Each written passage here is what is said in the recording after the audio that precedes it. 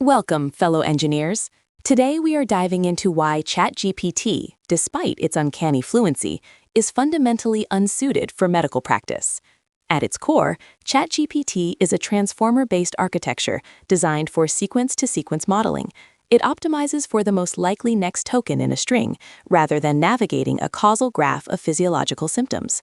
While a physician uses deductive reasoning based on biology, an LLM uses statistical next token prediction.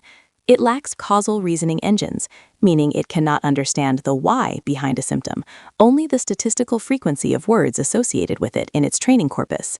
This architectural distinction is the first wall between text generation and medical diagnosis. In software engineering, we often value deterministic outputs for mission-critical systems. Medicine is the ultimate mission-critical field. ChatGPT operates on P of word N given context logic, which is inherently non-deterministic. If you prompt it twice, you might get two different physiological explanations. This variance is unacceptable in clinical settings, where protocols must be reproducible and verifiable. Furthermore, the absence of symbolic logic gates means the model cannot adhere to medical if-then protocols. It mimics the language of a protocol without actually executing the logical flow, leading to sophisticated-sounding but logically flawed medical advice. Medical terminology is precise, but LLM tokenization is often arbitrary. Words are broken into subtokens, which may strip away semantic meaning in specialized domains. While a human doctor understands hyperkalemia as a specific biochemical state, the model sees a series of tokens whose weights are adjusted based on surrounding text. This high-dimensional vector space mapping, the 1536 dimensions in models like Ada, is effective for clusters, but lacks the discrete, rule-based taxonomy found in systems like ICD-10 or SNOMED-CT. When the model maps these vectors, it can conflate similar-sounding conditions that are pathologically distinct. As engineers, we call it hallucination, but linguistically, it is stochastic confabulation.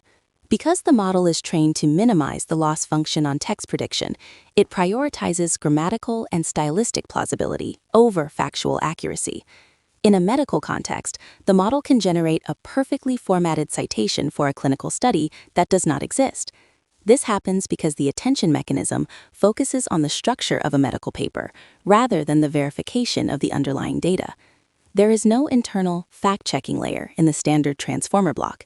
If the most probable next token is a lie, the model will output it confidently.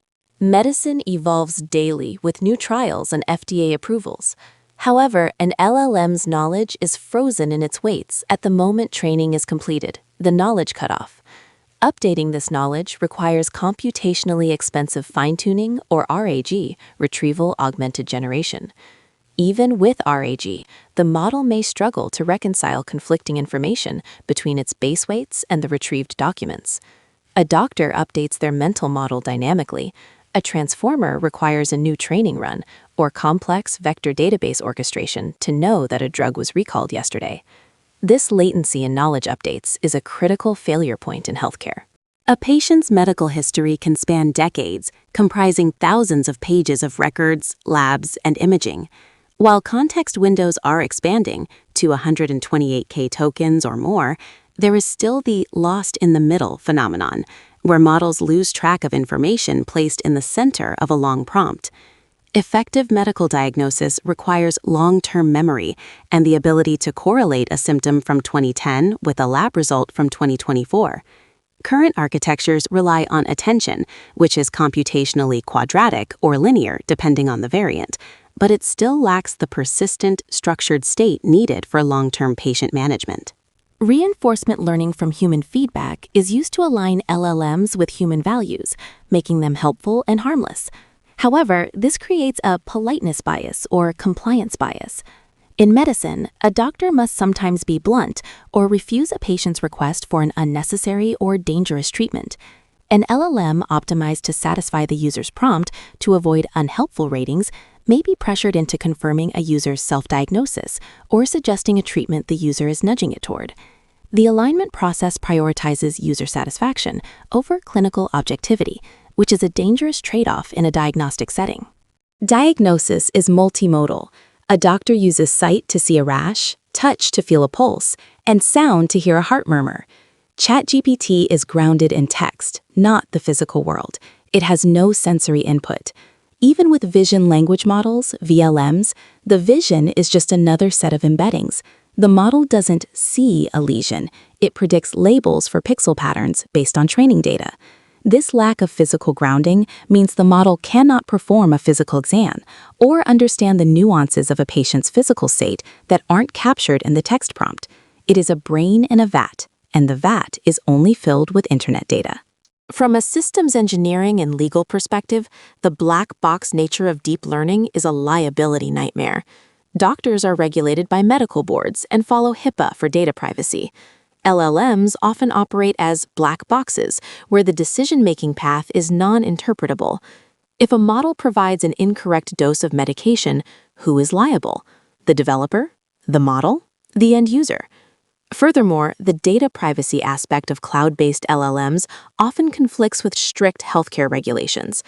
Without explainable AI, XAI, and clear liability frameworks, integrating these models into the core diagnostic loop is a non-starter for most healthcare institutions.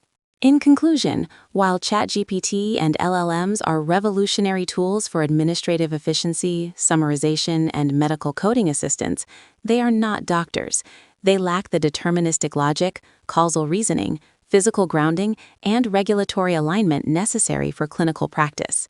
We should view them as high-latency co-pilots that can assist in data retrieval and documentation, but should never be the primary captain of patient care. As engineers, our role is to build the guardrails and integration layers that make these models useful without overstepping their architectural bounds. Let's build for safety, interpretability, and human-in-the-loop systems.